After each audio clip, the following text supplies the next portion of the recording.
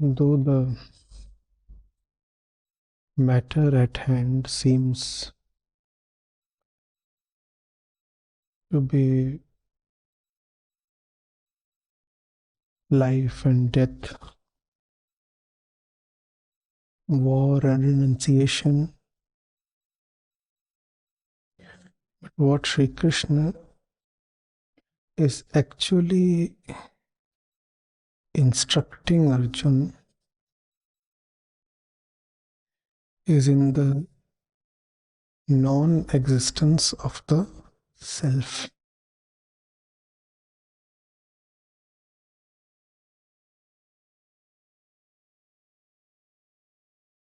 It would be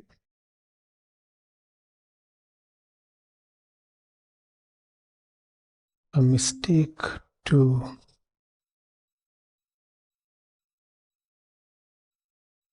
think that Krishna is saying that death does not matter. He is saying death does not happen.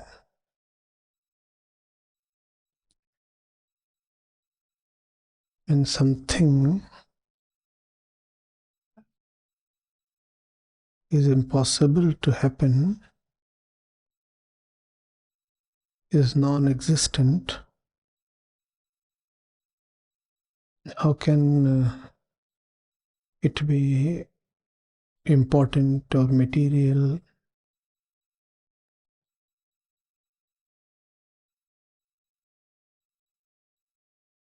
It is in the deep insights of the Upanishads that Arjun is being instructed. Jatasya hi dhruvo mrityu dhruvam janma mritasya cha. Remember, the person has not been named here. Though in the various commentaries and interpretations, you might find the word person used. That the person who has taken birth will necessarily die, and the person who has died will take birth. But that's not really the case here. Prakriti means rise and fall, change of form, arrival and departure. That is the very definition of Prakriti. And since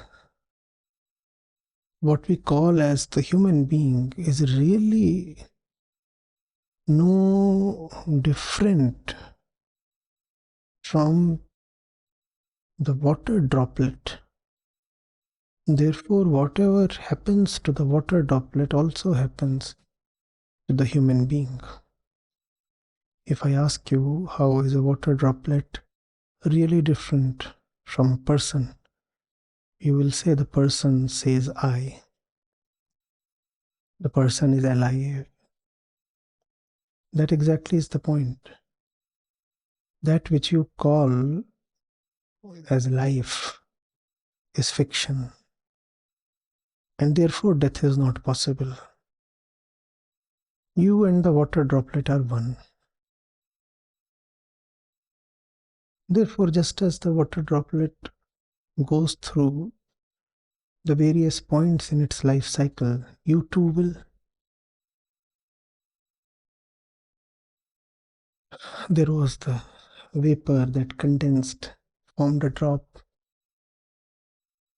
Then that drop goes about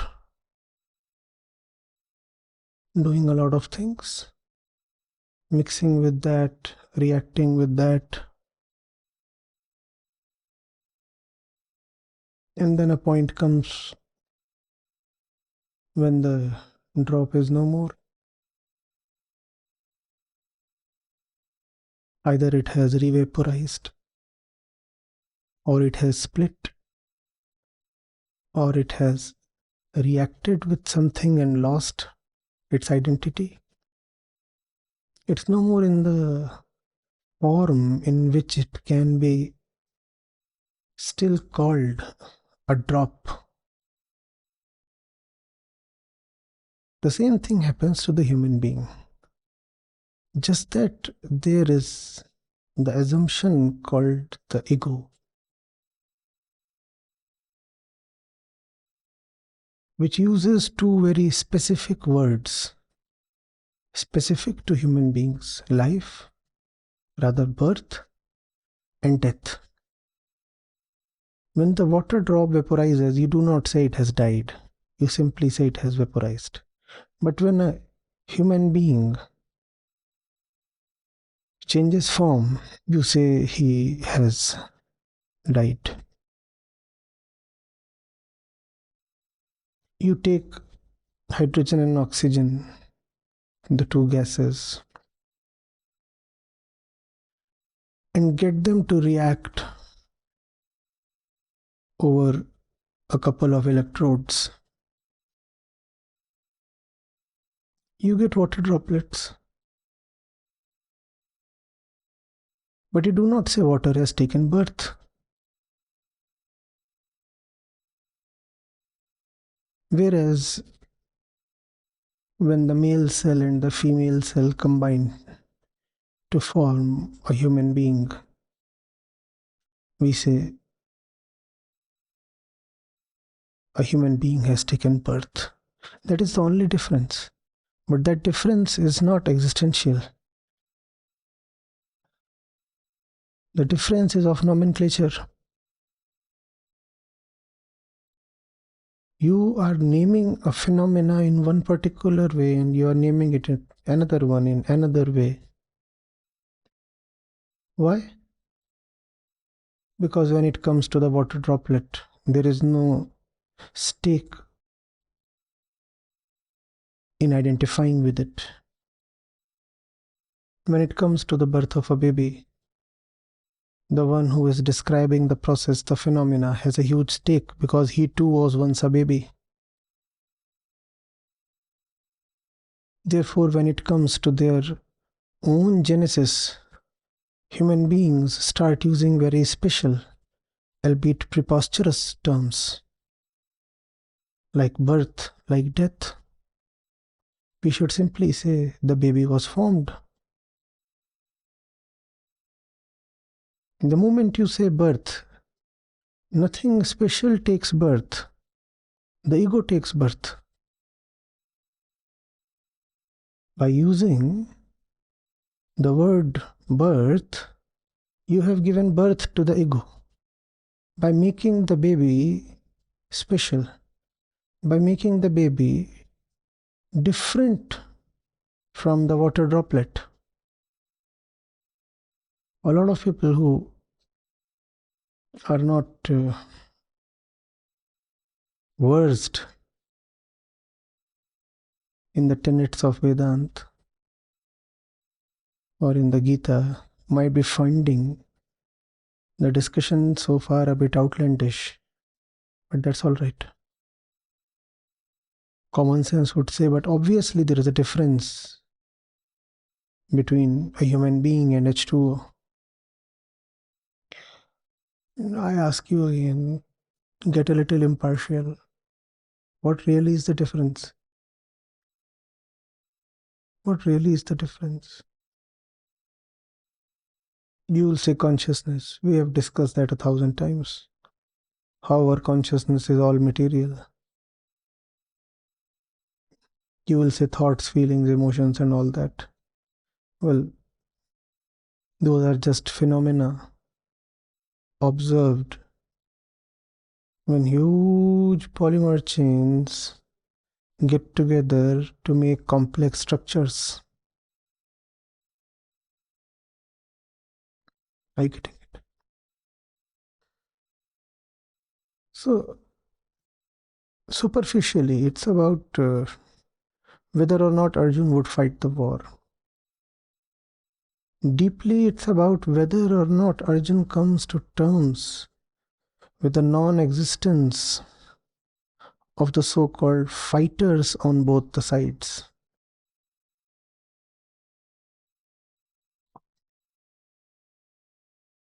Arjun has to realize that there is no point deciding from the center of the ego, because the ego is anyway non-existent. There is nothing under your feet when you are trying to run. You are trying to run in empty space.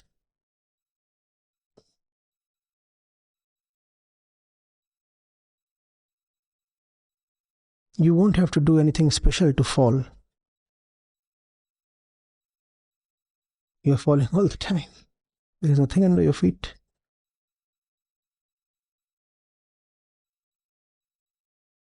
Are you getting it? So Arjun, at the level of the fact, there is Prakriti. And then when you realize that Prakriti is only to itself, Prakriti is only to itself. Just as magnetism is only to the iron piece. Put wood next to a very powerful magnet, nothing happens.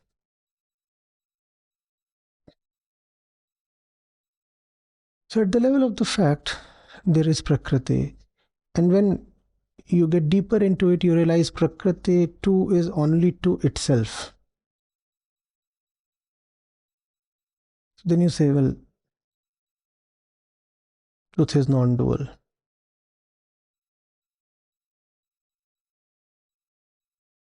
The truth is that even Prakriti is very subjective. And it's very quaintly subjective. Prakriti is the object, Prakriti is also the subject. Look at the magnet and the iron piece. One of them is the object, one of them is the subject. Both of them belong to Prakriti. So therefore the truth is that Prakriti too is kind of fictitious at one level. Why? Because truth has to be independent. No? That's the basic qualification. Prakriti is not independent. Its existence is dependent on itself.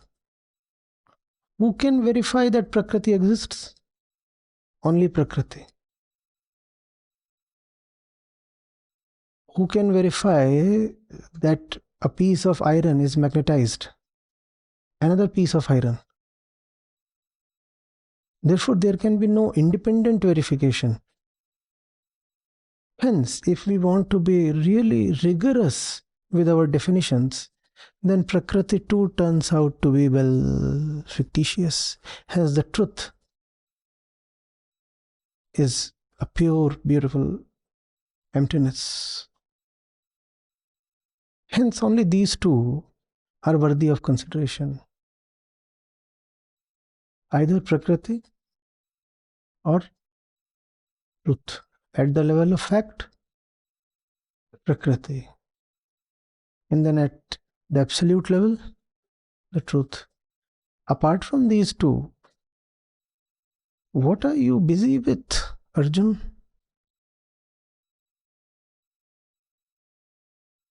There is the truth, there is a fact, and if there is something besides these two, that must be just fiction, imagination.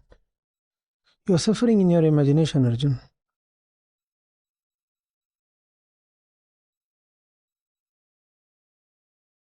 The ego is imaginary.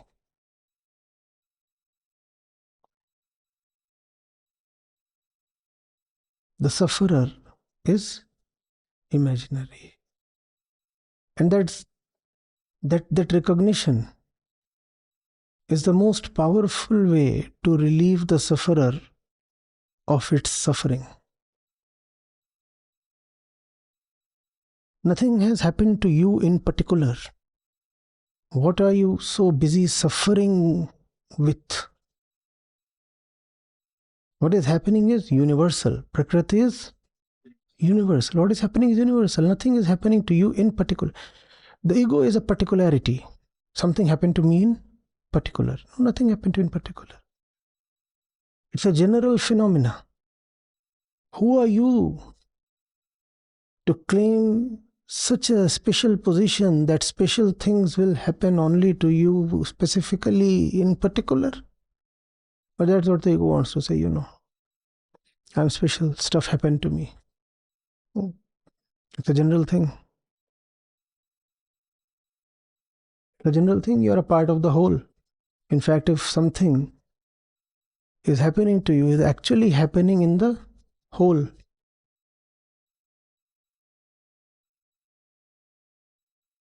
You're getting it? You're not apart from the whole. You are the whole.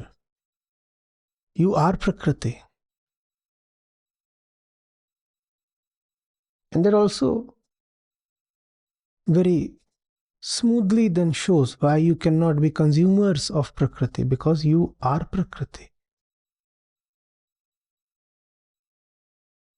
There is no point trying to consume the jungle because you are the jungle. You haven't come to the earth.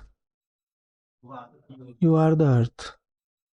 Therefore, when you are saving the earth, you are not saving the earth. Saving yourself. You never took birth. You were always here as the earth. Oh, that rhymes. Poster material. You never took birth. You're always here as the earth.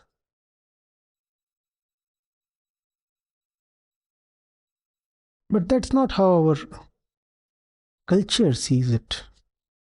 We say, we came to this earth and then one day we will depart. What do you mean by depart? You rose from the soil. You are the soil. You will remain the soil. What kind of departure are you alluding to? No departure is possible. Some people want to say, no, this is like some kind of hotel or sarai or something in lodge. We checked in, we'll check out, we are visitors here, we are guests. What do you mean by you are a visitor here? Such ignorance. You came visiting. From where? You went back to? You haven't come visiting here. You haven't checked in. You are always here. There is no place to go to. You aren't special. You aren't separate from this place that you're calling as the lodge or the tavern or whatever.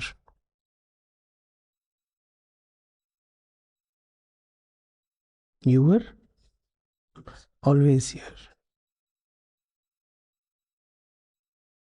It's just that the nature of the particles in the universe is to keep changing, colliding,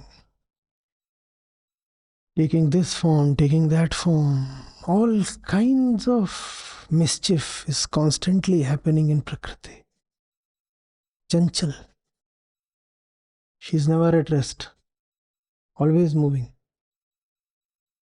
And in the random course of her movement, sometimes this thing called the human being is formed. Sometimes. May form, may not form. Probabilistic. Probabilistic.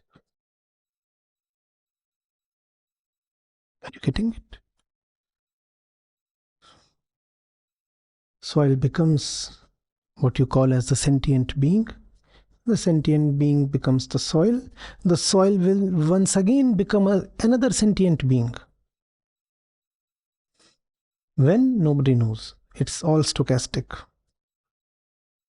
Of what kind? What shape? What species? Not predictable. something will happen. It's also random, like Brownian motion.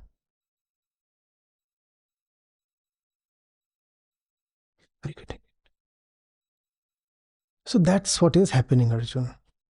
Now let's address the problem at hand. The problem at hand is human suffering. All suffering comes from taking the self as real.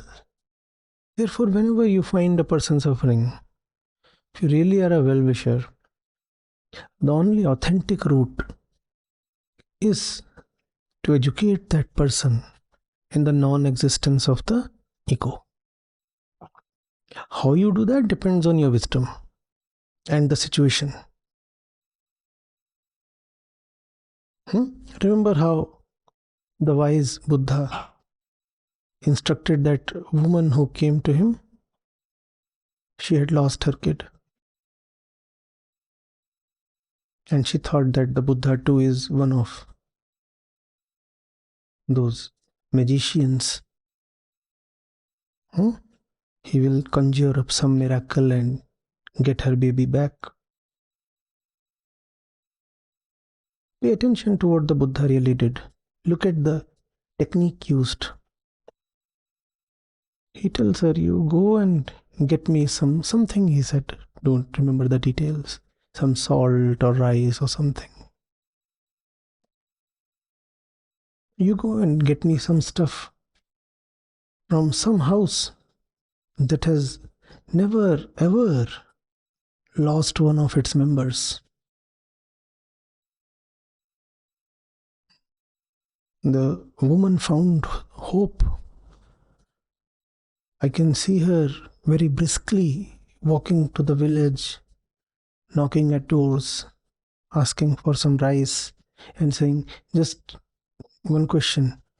Nobody ever died here, right? In the entire village, she could not find a single such house. She must have ran to the next village. And there again the same thing. And after she had exhausted all the villages and was thoroughly spent in her effort, something cracked inside her.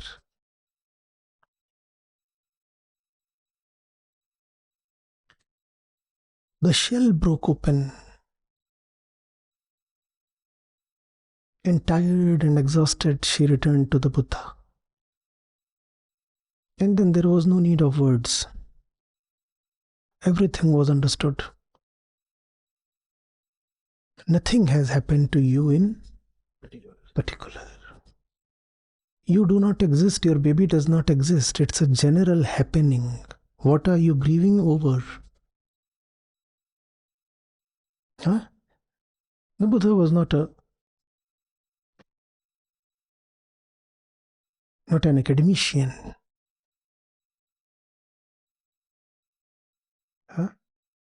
You ask him, he would never say, I'm a scholar.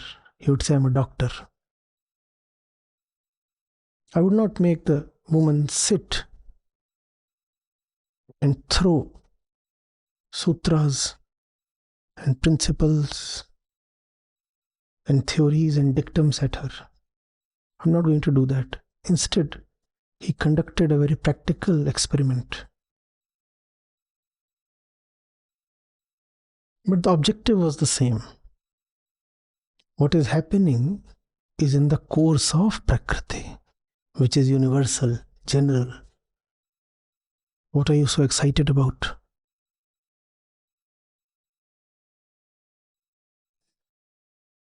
Look at the sun setting, that's you.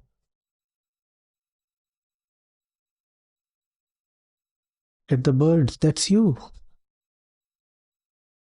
You're not special, you're not different, you're not unique, you're not separate at all.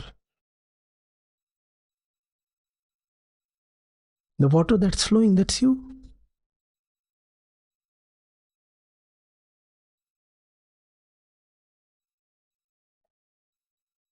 Are you getting it?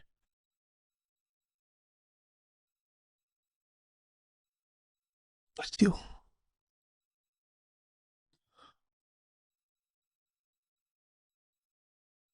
The dualistic apparition that is out there somewhere, and I am the observer who is in somewhere here. This dualistic separation is the cause of all misery.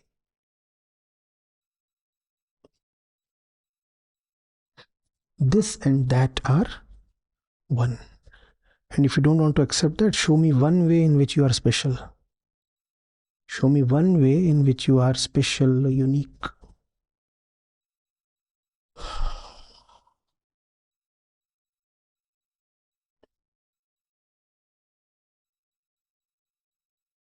Now you see why the man of wisdom does not get excited too easily. Everything is just so quotidian, regular, general, repetitive.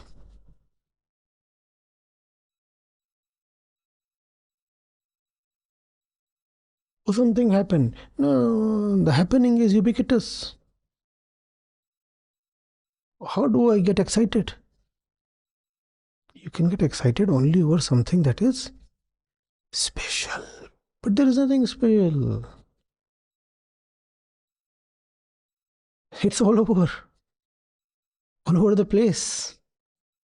When it's all over the place, it's all over for you. Finished once you see that. Gone.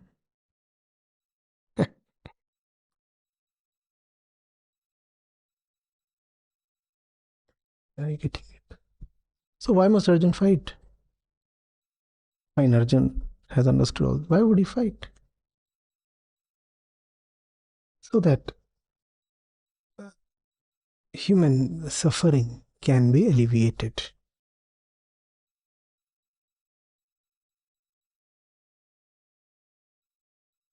It's not about getting the throne. Why? Because there is nobody to wear the throne. Arjun does not. If Arjun does not exist, who is to be throned? It cannot be about the throne. It's about the millions at least who will be influenced by state policies. And that's a huge thing. It moves a man of compassion. Fine, I understand I don't exist. But that fellow there, he does not understand that he doesn't exist. To him, he does. And since to him he does, he suffers. And if there happens to be an occupant of the throne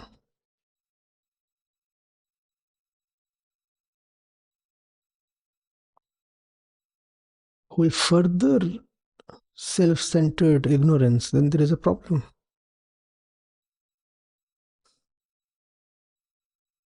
So it's not that Arjun must be on the throne or wear the crown. The thing is not that Arjun must occupy the throne or wear the crown. Duryodhan has to be stopped. Well, if he ascends to the throne, then he is going to cause widespread anguish. That's the thing. Are you getting it?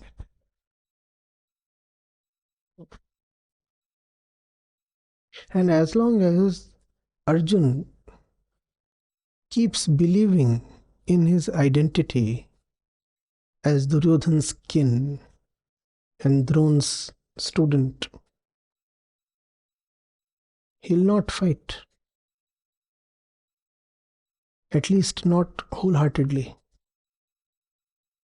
Therefore, Arjun has to be relieved of his identity.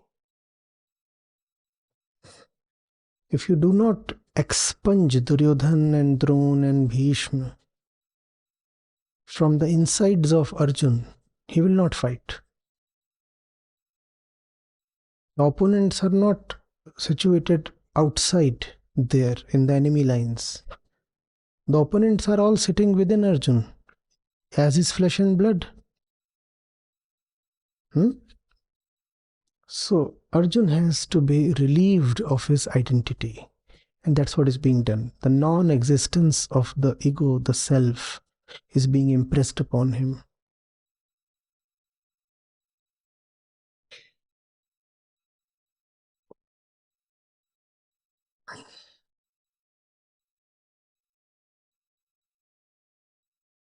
No, I'm no more your kid, Pitama. No more your kid. No, Duryodhan, no.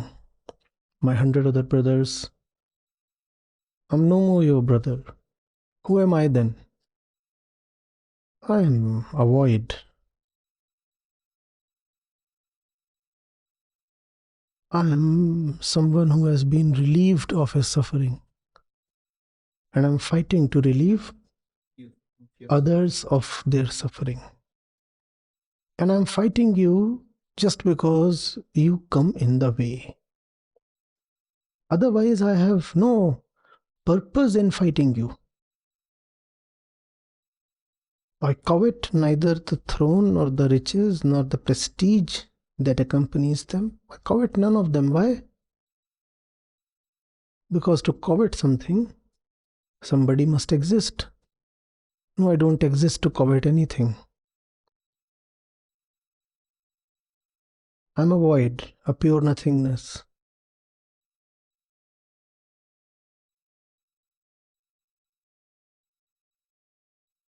I'm fighting not for myself. Why?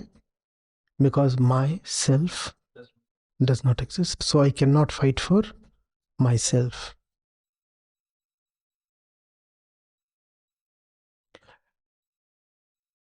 Can you put the war in perspective now? Can you see why the Gita was necessary and why nothing else would have succeeded?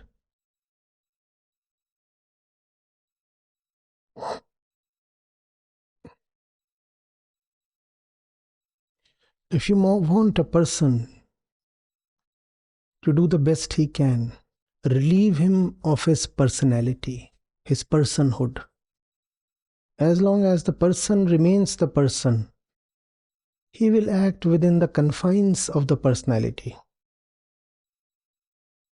And that won't take him far. Similarly, the next one, verse 28 of chapter 2. All beings are unmanifested, and then they manifest, and then they again move into unmanifestation. That's it. What's there to grieve about? Mind you, Sri Krishna uses the word bhutani,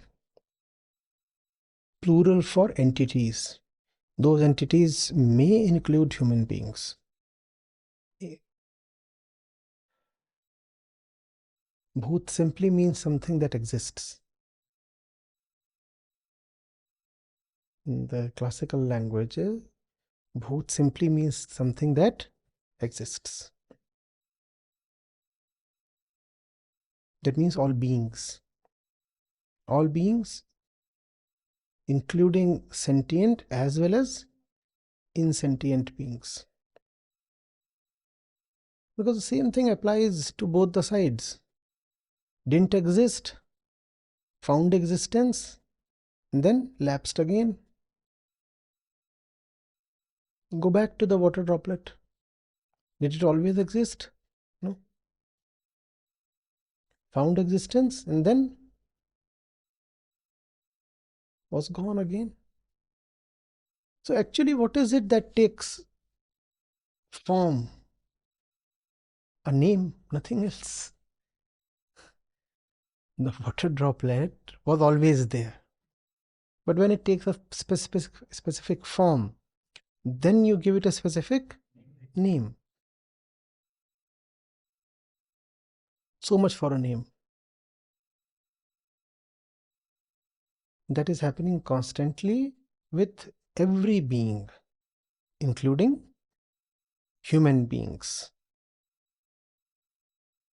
Show me one thing that is eternal. Just as nothing is eternal here. From the tiniest atom to the biggest galaxy, everything is in the process of formation, continuation, dissolution. Forms, stays, goes. Is that not the thing, the story with every entity that you can think of, experience, right? There are microorganisms whose entire life is of a few seconds. Think, there exist beings, you would want to call them conscious beings. They come, they stay for seconds, they're gone. That's their entire life cycle. Equally, there are subatomic particles whose entire life is of the order of 10 to the power minus 3 seconds, 10 to the power minus 5 seconds, even 10 to the power minus 10 seconds. You know of particle accelerators, right? Such specific particles can be produced only under very special conditions.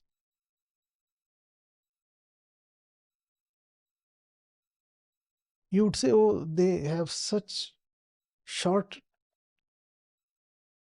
lifespans. No, to them that is their eternity.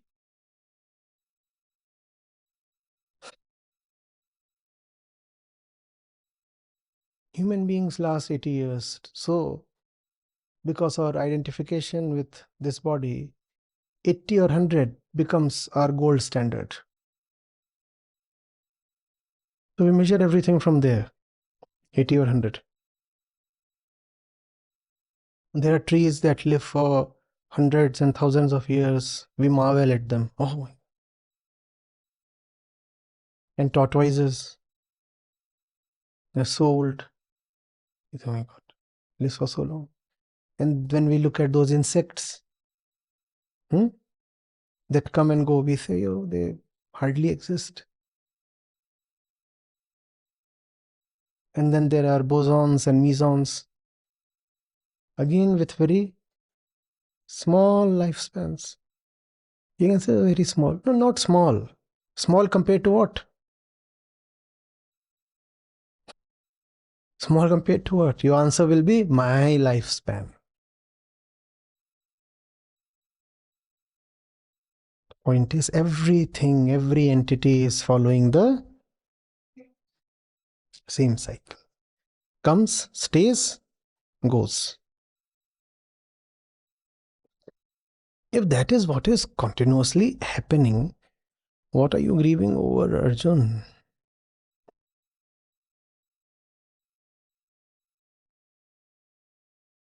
You cannot kill them because on your side you don't exist to kill, on their side they don't exist to be killed.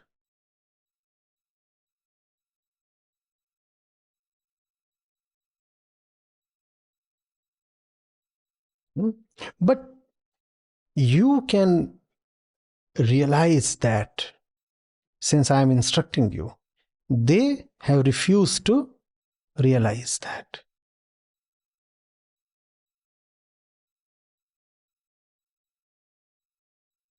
You can realize that. They don't realize that.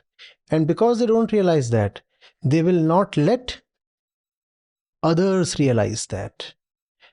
And if people do not realize the fact of their non-being, then they suffer. So these chaps, they are going to become the reason for widespread suffering. That's why, Arjun, you must fight. That's all.